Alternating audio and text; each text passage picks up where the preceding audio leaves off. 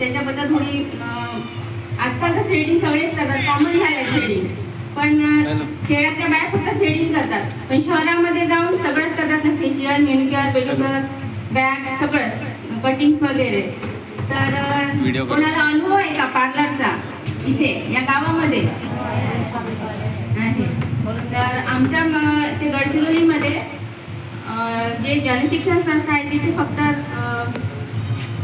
त्यामध्ये त्याला ॲडमिशन करायचे असेल तर आधार कार्डची झेरॉक्स, फोटो, टीसी मार्कशीट या 3.5 महिने आम्ही ॲडमिशन 3.5 महिने शिकवतो या क्लासमध्ये आणि त्यांना प्रमाणपत्र प्रोव्हाइड करतो आम्ही.